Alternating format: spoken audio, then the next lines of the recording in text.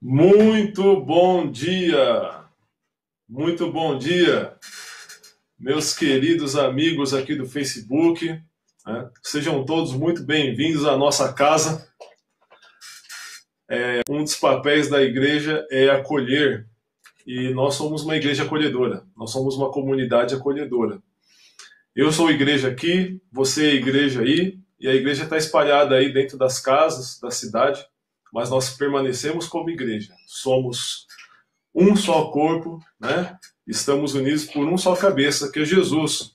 Esse Jesus que hoje a gente comemora a Páscoa, uma data tão importante, tão relevante, ou a mais relevante, a mais significativa, né, do nosso calendário cristão.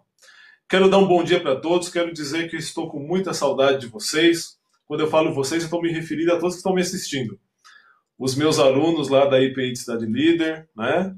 Os adolescentes, também os adultos, e a nossa faixa etária aqui ela é ampla, né?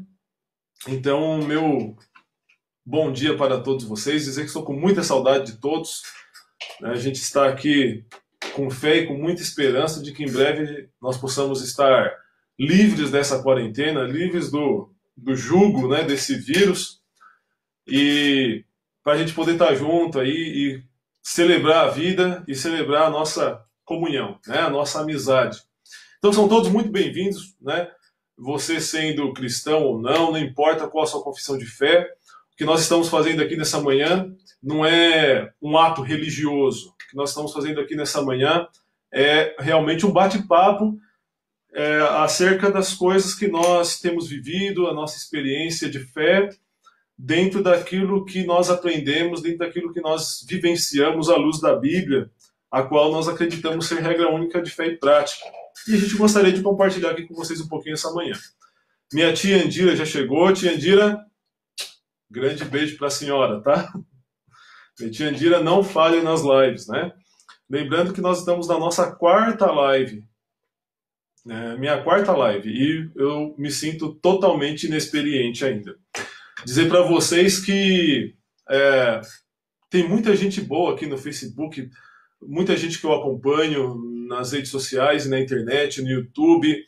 Então, assim, eu nem deveria estar aqui se for olhar por certo ponto de vista, porque nós já estamos fartamente alimentados de pessoas, de teólogos, pastores, irmãos, falando sobre a Páscoa, né?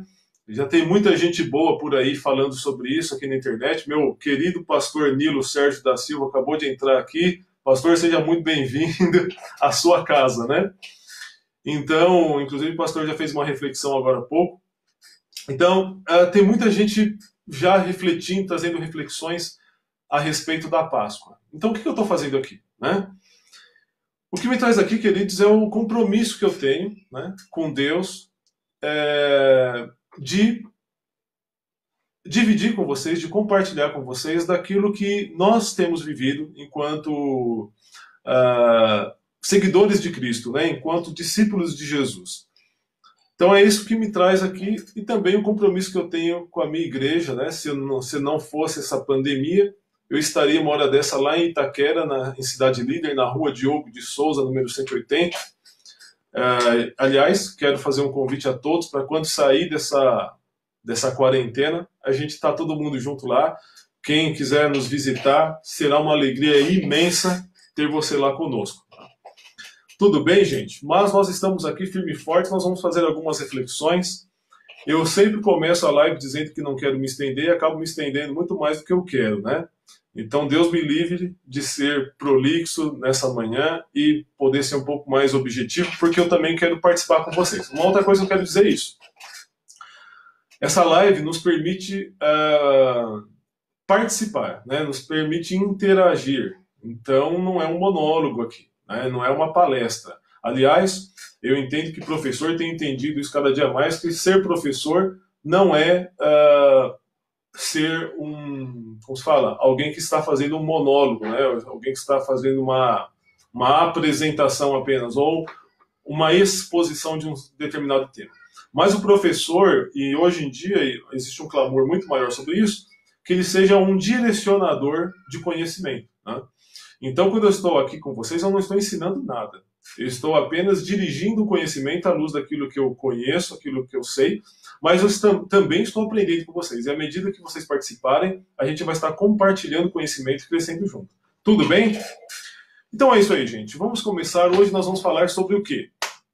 Nós vamos falar sobre Páscoa. Raquelzinha, seja muito bem-vinda. Né? Raquel acabou de entrar. Raquel é a nossa aluna querida lá, está dominicalmente conosco. Gente, nós vamos fazer uma reflexão de Páscoa, mas eu não vou me ater ao texto que relata a ressurreição de Cristo. Muito embora isso seja a Páscoa. O que é Páscoa? Se nós vamos resumir a Páscoa, né, em 3 palavras, nós diríamos, em 3 palavras não, em 3 frases, nós diríamos: Jesus morreu, Jesus ressuscitou, né, e Jesus vai voltar. Isso é o resumo da Páscoa. Jesus morreu, Jesus ressuscitou e Jesus vai voltar. E a Bíblia, ela tem o relato da ressurreição de Cristo, pelo menos, né, em 4 livros específicos, que são os 4 evangelhos, né, Mateus, Marcos, Lucas e João. Cada um desses evangelhos, né, por exemplo, em Lucas a gente vai encontrar o relato da ressurreição, em Lucas 24. No Evangelho de João, capítulo 20. Em Mateus, capítulo 28. E em Marcos, capítulo 16. Como que foi a ressurreição de Cristo? A ressurreição de Cristo nós já tradicionalmente conhecemos, né? Aliás, nós temos vindo de aulas que essa aula culminou na Páscoa por uma jesucidência, né? Eu costumo dizer, não foi por uma... Eu não planejei isso, né? Mas nós estávamos nas aulas anteriores falando sobre a última ceia, falando sobre Jesus no Getsemane, né? Depois falamos sobre a crucificação e agora a ressurreição. Muito oportuno, né? Nós falamos sobre isso, especialmente hoje no domingo de Páscoa. Queridos, Jesus naquela manhã de domingo, depois de 3 dias da sua crucificação, ele teve o seu túmulo visitado por algumas mulheres, né? Maria Madalena, segundo o relato de Marcos, capítulo 16, Maria, mãe de Tiago, né? E outras mulheres estiveram ali visitando Jesus. E quando chegaram lá, a pedra do sepulcro, ou seja, o túmulo de Jesus, estava vazio, a pedra estava revolvida. Naquela época existia uma grande pedra, né? O túmulo era como se fosse uma pequena caverna, né, com uma pedra, e a pedra, que era pesadíssima, ela foi revolvida. Inclusive as mulheres se perguntavam umas às outras, né, como que nós vamos tirar a pedra para preparar o corpo de Jesus? A intenção delas era preparar o corpo de Jesus, né? Quando elas chegaram lá, elas não encontraram nada a não ser um moço sentado na ponta do lugar onde ficava o corpo de Jesus, vestido com vestes brancas resplandecentes, dizendo: olha, aquele que vocês estão procurando não está mais aqui. Aqueles que você está procurando ressuscitou. Então vai e diga para os amigos de vocês, né, que eu encontrarei com eles na Galileia. E aí as mulheres foram, encontraram com os discípulos, disseram, né, olha, Jesus ressuscitou. E daí eles não acreditaram no primeiro momento, e aí foi tudo aquilo ali, né? Depois Jesus apareceu no meio deles, dos 11, estando eles amedrontados, né, escondidos numa casa. E assim se deu a ressurreição de Jesus. Jesus ficou com eles ainda alguns dias, até que ele subiu ao céu, né, e com a promessa de que voltará um dia. E é nessa promessa que nós estamos esperando, né? Estamos firmes. Mas, meus queridos, eu queria ler com vocês, na verdade, eu fiz aqui um breve resumo do relato bíblico, mas o que eu queria ler com vocês está lá no Evangelho de João, capítulo 1, dos versos de 1 a 12. Então, João, capítulo 1, versículos de 1 a 12. Eu vou ler aqui para vocês. É um texto também bastante conhecido nosso.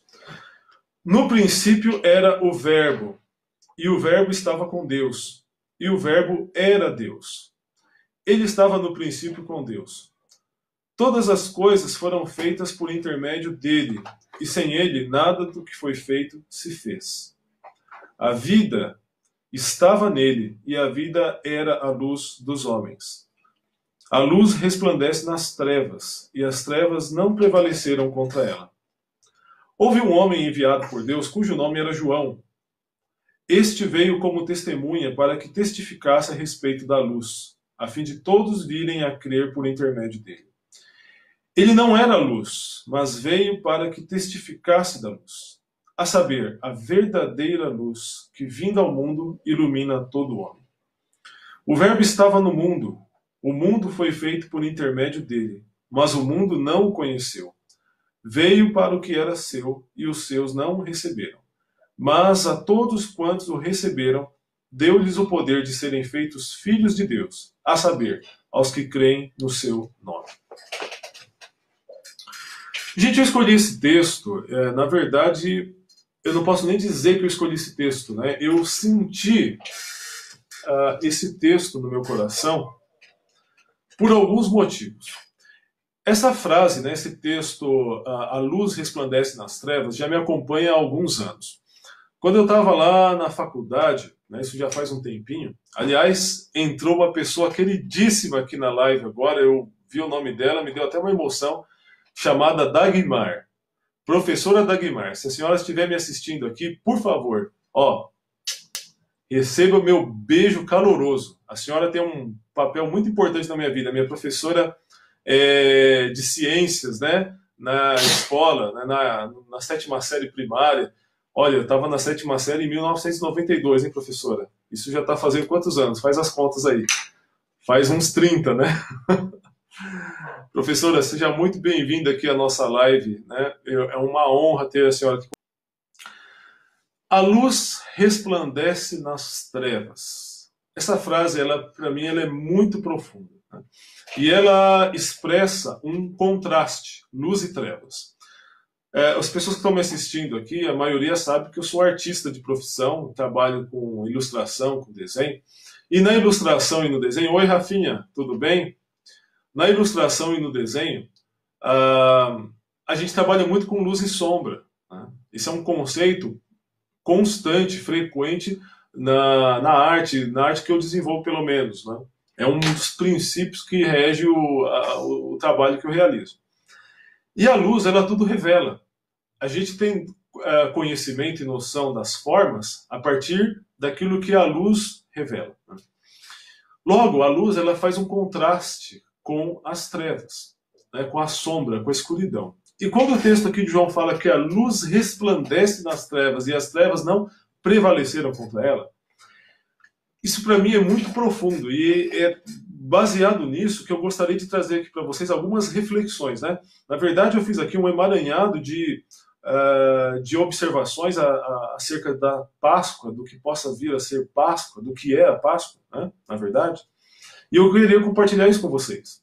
Então, primeiramente, para nós entendermos a magnitude dessa luz, para nós entendermos a força que essa luz tem, especialmente neste relato de João, é importante nós entendermos o contexto de escuridão. Quando o texto fala que a luz resplandece nas trevas, que trevas são essas?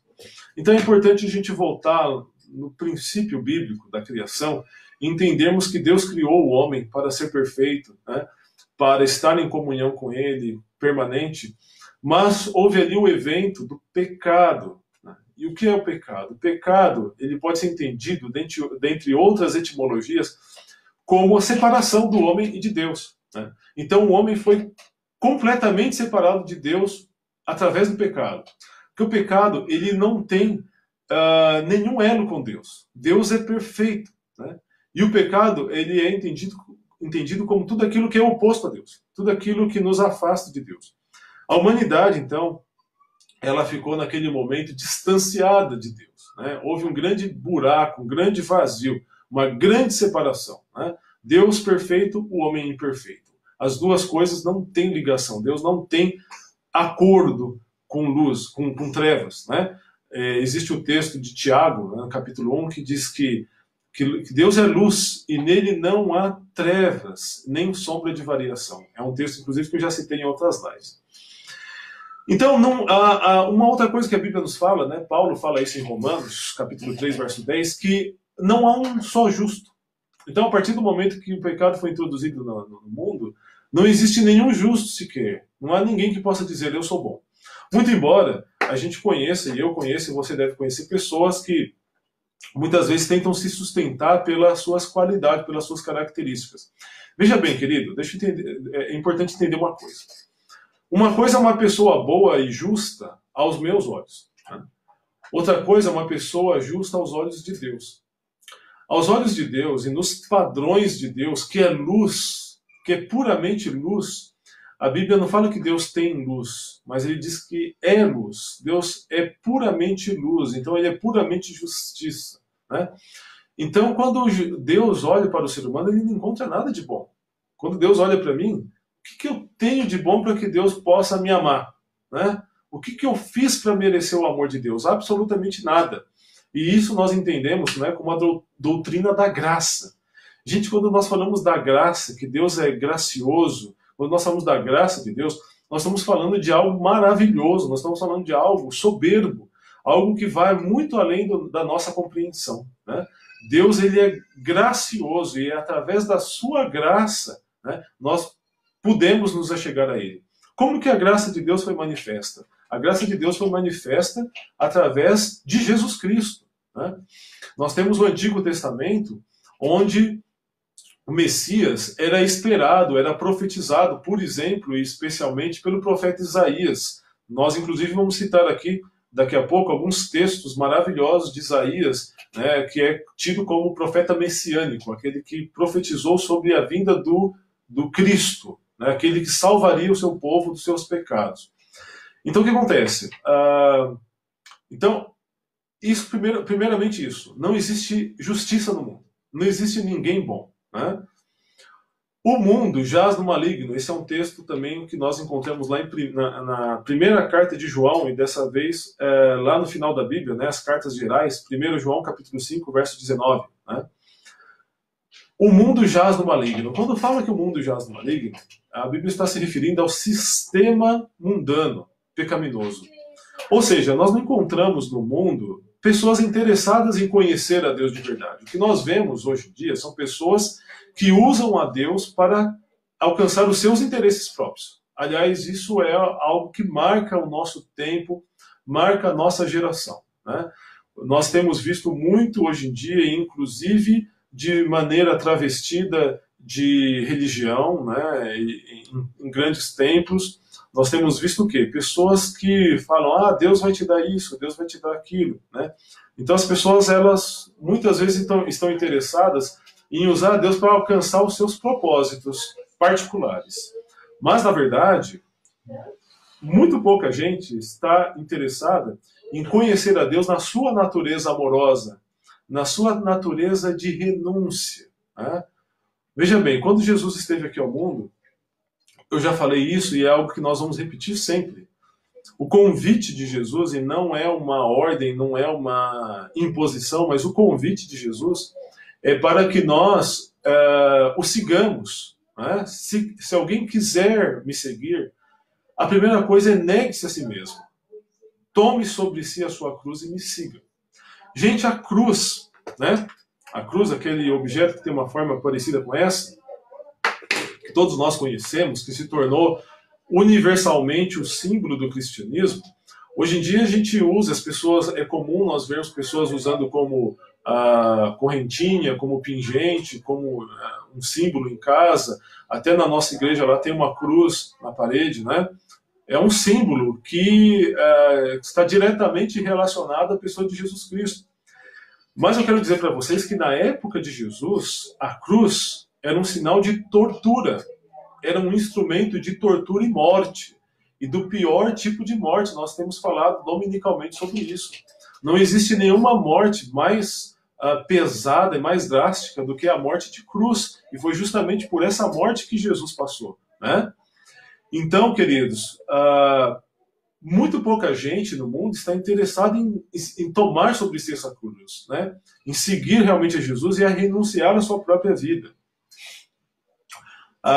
Uma coisa que tem se falado muito nos dias de hoje, né, é a questão da prosperidade, que nós somos filhos do rei, né? Se você se tornar filho do rei, você vai conseguir coisas e bens, porque ele dá tudo isso. Muitas vezes se cita, inclusive, o Salmo 23, que é um salmo que eu amo, um salmo que eu cresci vendo num quadro na minha casa, né? Meu saudoso pai gostava muito do Salmo 23.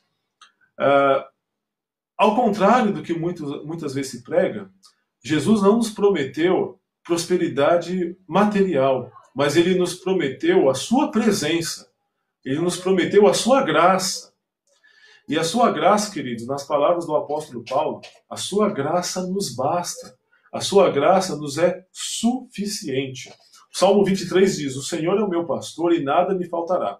Essa semana que passou eu ouvi uma reflexão muito interessante sobre o Salmo 23, em que o seguinte: muitas vezes nós somos levados a entender que o Senhor é meu pastor e nada me faltará, e se nada me faltará significa saúde, significa dinheiro, significa pagar as minhas contas. E, meus queridos, eu quero dizer para vocês uma coisa muito interessante, né? Muitas vezes vai nos faltar dinheiro. Nós, enquanto seres humanos, estamos sob o jugo deste plano terrestre e deste sistema pecaminoso e mundano, tá?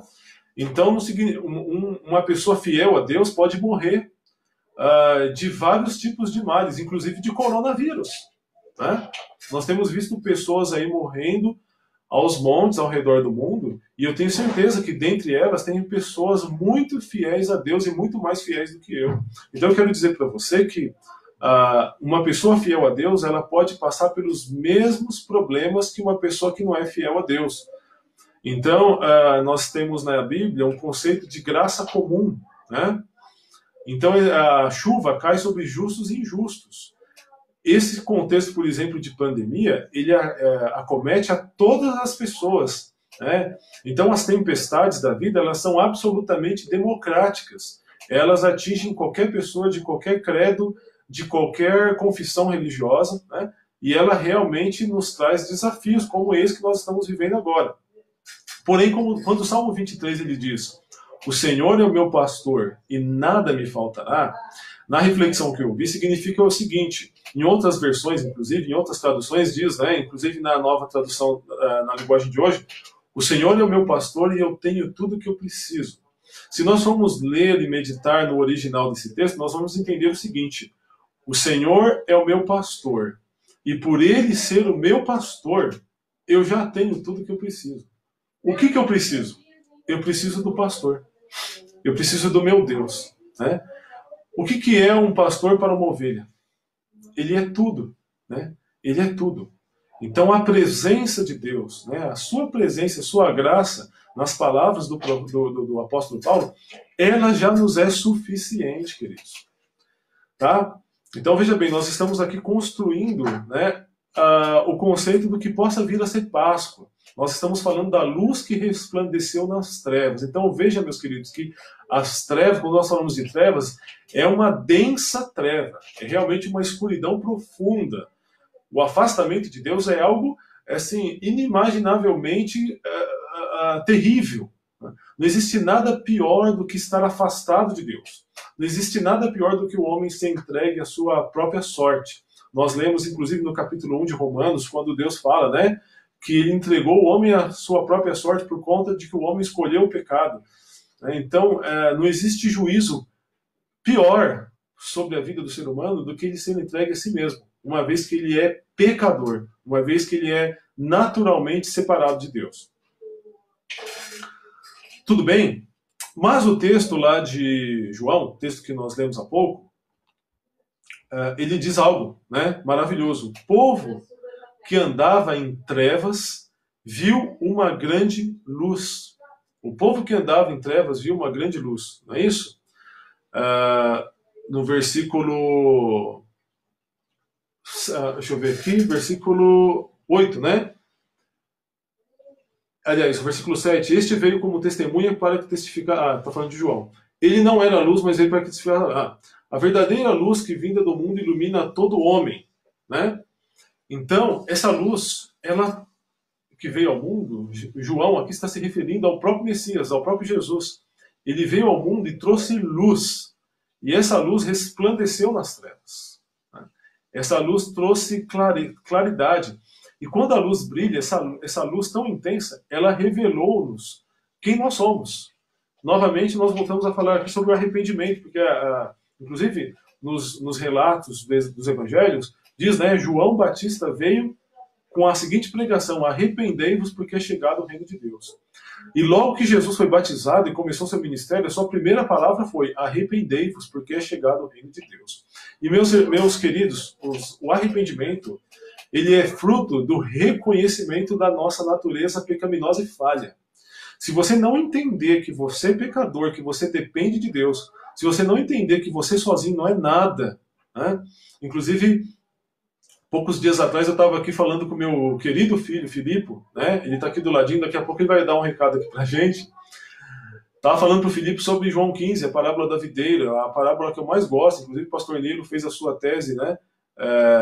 Baseada em João 15. O galho que não estiver ligado à videira não pode dar fruto. A pessoa que não está ligada a Jesus Cristo não pode dar frutos de justiça. De justiça, aquela justiça esperada por Deus, né? Inclusive, no texto Jesus conclui dizendo: sem mim vocês não podem fazer nada. Eu postei aqui no Facebook ontem ou anteontem, né, esse texto. Sem Jesus, né, Jesus disse: sem mim vocês não podem fazer nada. Essa é a mais pura verdade.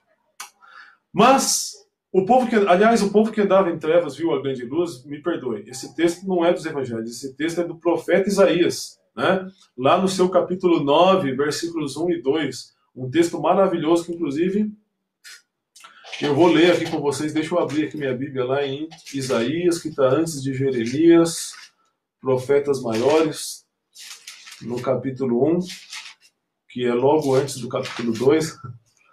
Olha só. Aliás, perdão, não é o capítulo 1, é o capítulo 9, verso 1, né? Olha só, gente, esse texto de Isaías, escrito mais ou menos aí, datado de 700 anos antes da vinda de Jesus. Olha só. Mas para a terra que estava aflita, não continuará a obscuridade.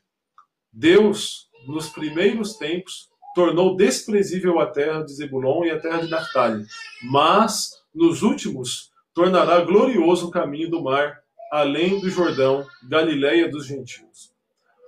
O povo que andava em trevas viu grande luz, e aos que viviam na região da sombra da morte, resplandeceu-lhes a luz, né? O povo que andava em trevas viu uma grande luz. Cumpriu-se a profecia de Isaías com a vinda de Jesus. Aos que viviam na região da sombra da morte, novamente, essa terminologia, né? Sombra da morte, que nós inclusive encontramos lá em Salmo 23, né? Os que andavam na região da sombra da morte, o que aconteceu? Resplandeceu-lhes a luz. Queridos, esse é o significado real da Páscoa. A Páscoa nos traz à tona esse contraste de luz e trevas, né? A Páscoa nada mais é do que a vitória da luz sobre as trevas. E é uma vitória clara, é uma vitória explícita, né? Jesus venceu a morte. Nós temos o texto lá de Paulo, né, em 1 Coríntios capítulo 15, versos 54 e 55, onde ele diz: a morte está destruída e a vitória é completa, né? Em outras versões, tragada foi a morte pela vida. Ou seja, a morte ela foi completamente vencida, ela foi completamente derrotada. A morte foi morta, né? Jesus matou a morte, ele venceu a morte. Depois, no verso 55, né, de 1 Coríntios 15, onde está a morte, a sua vitória? Onde está a morte, o seu poder de ferir? Onde está o seu aguilhão, né, no texto mais arcaico, no texto na tradução João Ferreira de Almeida? Onde está a vitória da morte agora? Meu querido que está me ouvindo aqui, eu quero te dizer que a morte não é o ponto final na nossa existência, na existência daquele que crê em Cristo e na sua ressurreição, né? Na sua morte e ressurreição. Jesus disse, né? Quem crer naquele que me enviou tem a vida eterna, passou da morte para a vida. Então quem crê em Cristo não morre mais, não morre mais, o justo não morre. O justo, quando eu digo justo, né, nas palavras bíblicas, né, inclusive o apóstolo Paulo fala muito sobre o justo. Em Romanos capítulo 8 nós falamos sobre a justificação. Justificado é todo aquele que creu no sacrifício de Jesus Cristo, que acredita que Jesus Cristo pode verdadeiramente salvá-lo da morte, do pecado, né? E que pode lhe conceder vida em abundância. Quando nós falamos de vida em abundância, nós estamos falando de Jesus. Ele é o autor da vida e somente Ele pode conceder a vida em abundância. E essa vida em abundância não é apenas a vida eterna, né? Não é apenas saúde. Meu filho espirrou aqui. Não é apenas a vida eterna, aquela vida prometida para aqueles que foram salvos por Cristo. Mas essa vida abundante começa agora, nesse plano terrestre, né? É você gozar da paz, é você viver a paz de Cristo, mesmo em meio às tempestades da vida. Novamente, nós trazemos à tona aqui o texto de Jesus na tempestade, né? O texto dos discípulos desesperados, sem saber o que ia fazer, e de repente Jesus acorda, né? Jesus estava dormindo no barco. Então, nós não podemos nunca experimentar a paz de Cristo se nós não tivermos essa experiência, meus queridos, de dormirmos no meio da tempestade, de saber que no meio dos problemas graves, eu estou falando de problemas graves realmente, coronavírus e outras coisas piores que nos acometem, né? Inclusive o coronavírus, ele está trazendo para nós uma realidade aqui, Brasil, América Latina, né? Que nós não conhecemos, mas que já existe em outros lugares do mundo, especialmente na fé cristã. Cristãos no mundo estão sendo perseguidos e passando por situações muito piores do que ficar confinado em casa. Esse confinamento em casa, para nós, não é nada, né? Tem pessoas passando por problemas muito, mas muito piores em favor da fé cristã, em favor de professar a Jesus Cristo como Salvador e Senhor das suas vidas. Tá certo? Então, queridos, isso é Páscoa. A morte foi vencida.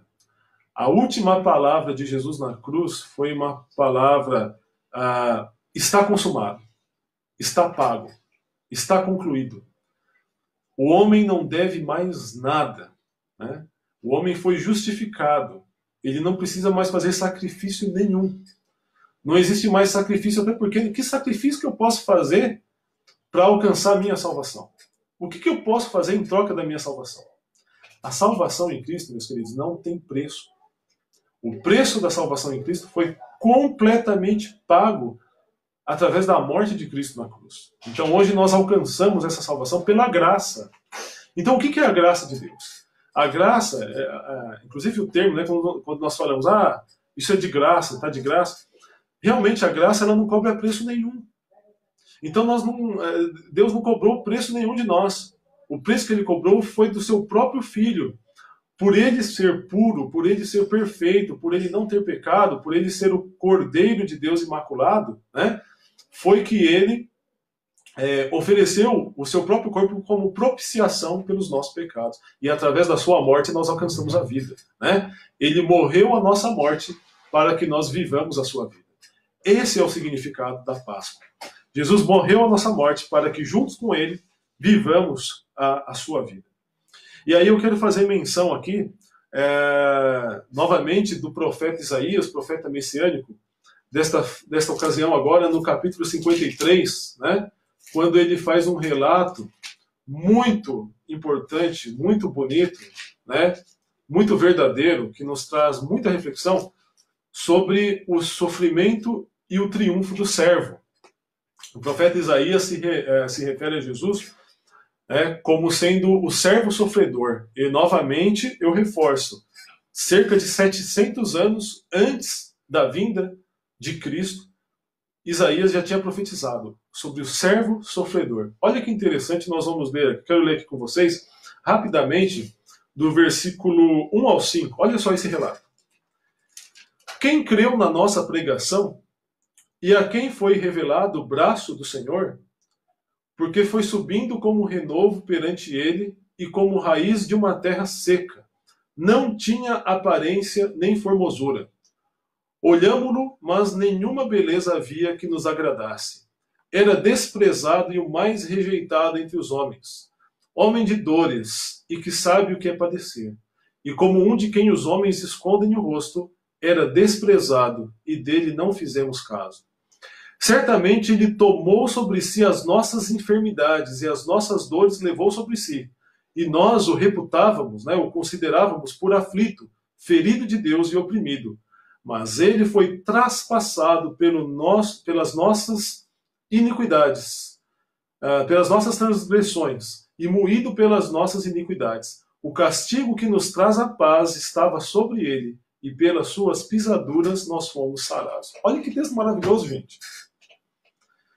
Gente, como pode alguém profetizar tão detalhadamente, né, tantos anos antes, sobre uma realidade que aconteceu exatamente dentro deste relato?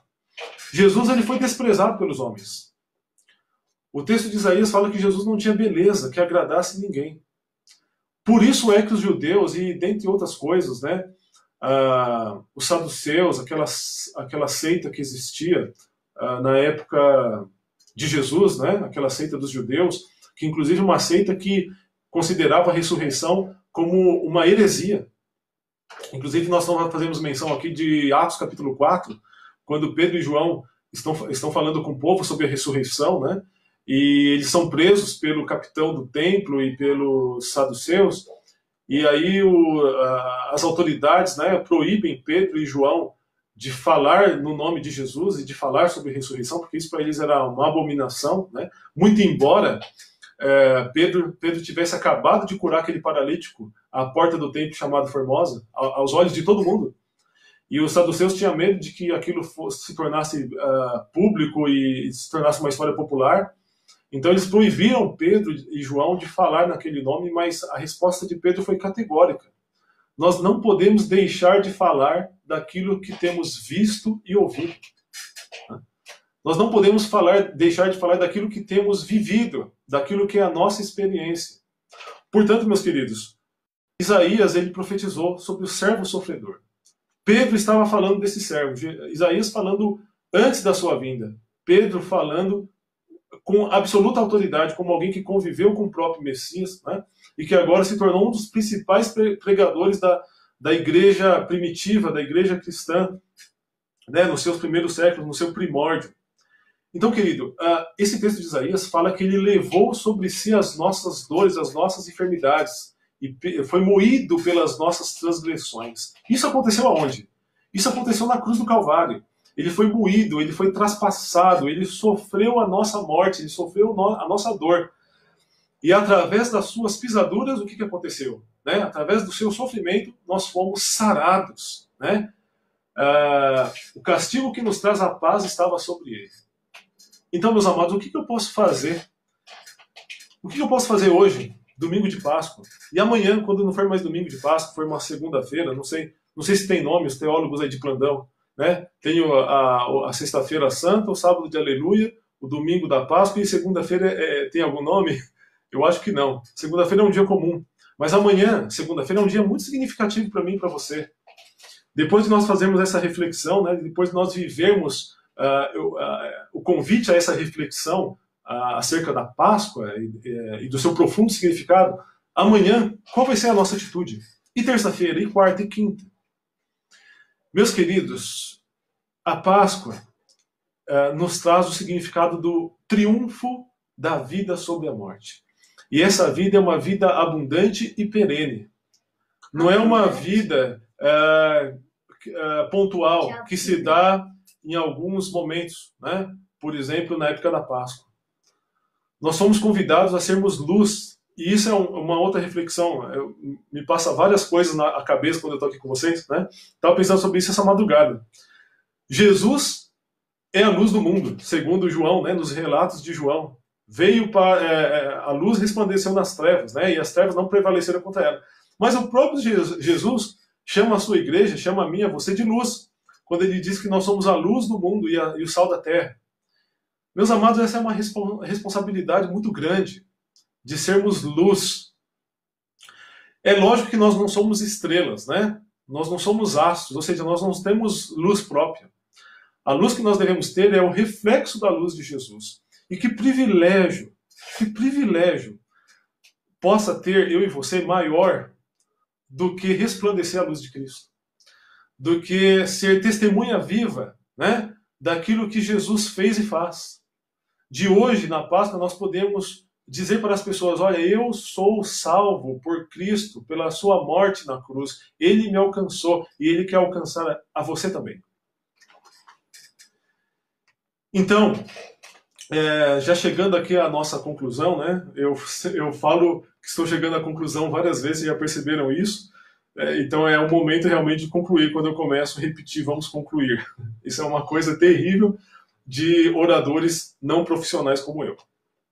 Então eu quero terminar essa reflexão e depois passar aqui para os comentários, né, de vocês, citando Paulo na sua primeira carta a Timóteo, né? Deixa eu até abrir aqui, eu não deixei aberto o texto, mas a gente abre aqui rapidinho. Timóteo, depois aqui de Filipenses, parará, 1 Timóteo, capítulo 1. Olha a saudação, me desculpem aqui a minha rouquidão, né? Olha a saudação que o apóstolo Paulo faz para Timóteo. Ó. Paulo, a saudação que Paulo faz, né, na sua carta a Timóteo. Paulo, apóstolo de Cristo Jesus, pelo mandato de Deus, nosso Salvador, e de Cristo Jesus, nossa esperança. Gente, esperança é uma palavra muito grande. É uma palavra que realmente nos traz esperança. Esperança nos dá certeza de que algo melhor virá. Esperança nos dá certeza de que o pior já passou. E o pior já passou realmente lá na cruz. A morte foi vencida. Ela não tem mais poder sobre nós. Quando eu falo que a morte foi vencida, né, entenda o seguinte, aqueles que estão me assistindo aqui, aqueles que não têm muito contato com a Bíblia, a morte física é algo que todos nós passaremos, né? Inclusive existe um adágio popular que diz que a morte é certa. Existe outro que diz que para morrer basta estar vivo.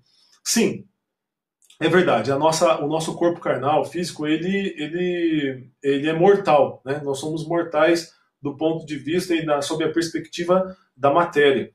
Mas, queridos, o ser humano ele não é apenas matéria.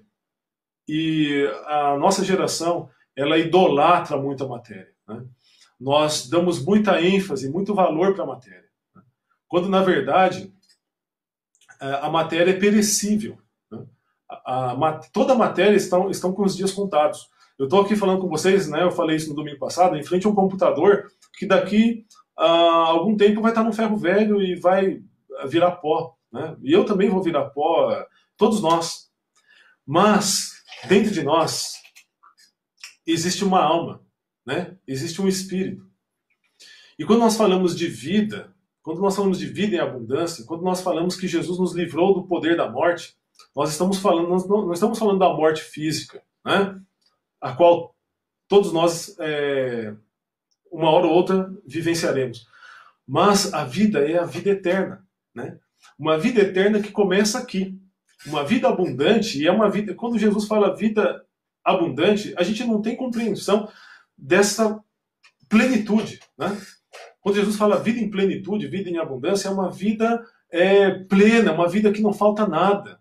Aí nós fazemos novamente menção ao salmista, no 23:1, né? O Senhor é o meu pastor e nada me faltará.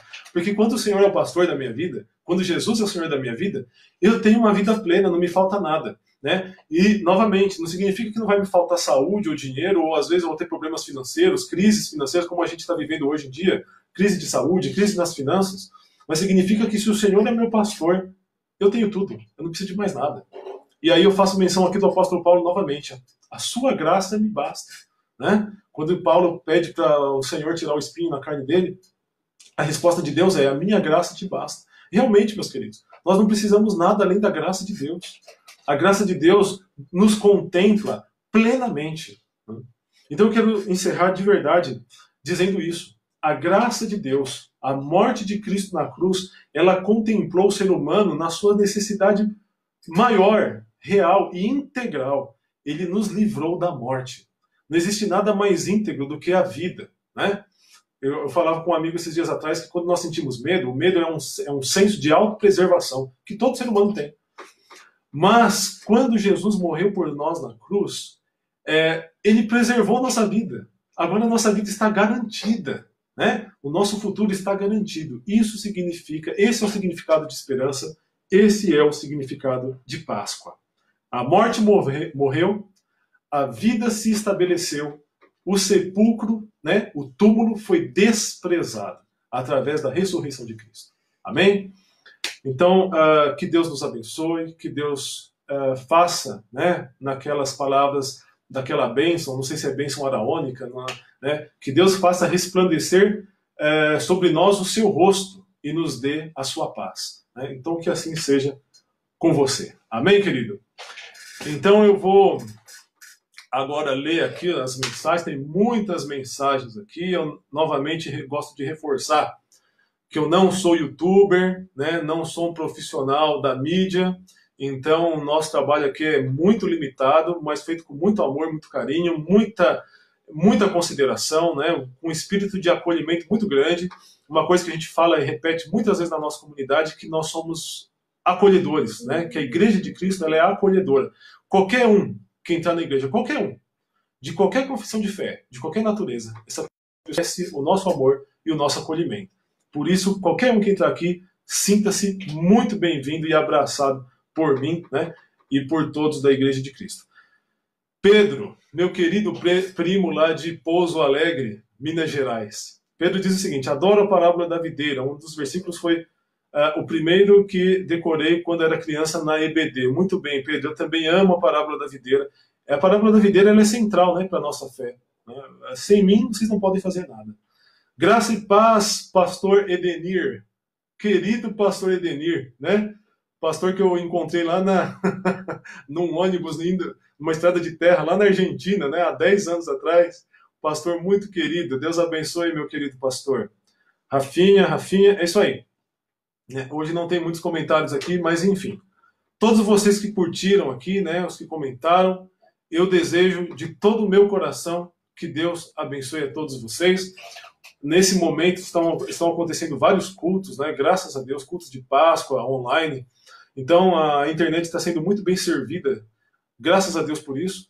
Eu estou aqui até corajosamente, com todas as minhas limitações, trazendo essa reflexão sobre a Páscoa, mas eu creio que é útil.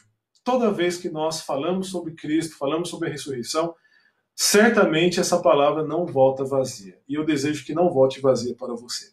Amém? Antes eu quero fazer uma oração, mas antes o Filipinho, vem aqui dar um recado para as pessoas aqui na live. Olá! Olha para cá. Olá! Olá. O que você tem que falar? Ó? Não se esqueça de dar um like e curtir o canal. Esse vídeo vai estar disponibilizado no YouTube também, né? Então, eu escrevi aqui pro Filipe, não se esqueça de dar um like e curtir o canal. Esse vídeo vai estar disponibilizado lá no YouTube, né, Filipe? Como se fala? No canal da Igreja Presbiteriana Independente de Cidade Líder, tá bem? Beijo para todos vocês, um grande abraço. Eu quero encerrar aqui mandando um abraço e um beijo caloroso pro meu primo Tiago. Tiago, onde você estiver agora, receba o meu abraço, né? Receba o nosso amor. Eu quero dizer que nós estamos todos em oração por você, na certeza e na esperança do Cristo ressurreto, do Cristo que venceu a morte, do Cristo que pode fazer qualquer coisa, do Cristo que para ele não tem impossível. Amém? Vamos orar. Querido Deus, amado Pai, eu te agradeço, Senhor, porque através deste veículo, através desta live, através do Facebook, através da rede social, nós podemos hoje, no século XXI, nesse período que acomete o nosso planeta, a humanidade inteira, nós podemos nos comunicar, podemos nos falar, podemos manter contato, podemos estar em comunhão com os nossos irmãos e podemos professar a nossa fé. Deus amado, eu te agradeço por esta bênção. Peço ao Pai Celeste que o Senhor venha abençoar a cada um que está assistindo, que cada um de nós, ó Pai, possamos viver intensamente o sacrifício de Cristo, refletir profundamente sobre o significado do que é a morte e a ressurreição de Cristo na nossa vida, a esperança e a libertação que isso nos trouxe. Pai Celeste, abençoe a cada ouvinte, a cada um que está aqui comigo nessa hora e cada um que estará assistindo esse vídeo depois no YouTube. Senhor, eu quero te pedir ainda, especialmente pela vida do Tiago, que o Senhor possa abençoar profundamente a vida do meu primo.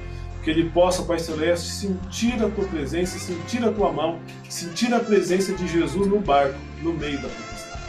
Senhor amado, nós te louvamos, nós te bendizemos, nós te agradecemos, no nome santo e precioso do Senhor Jesus. Amém.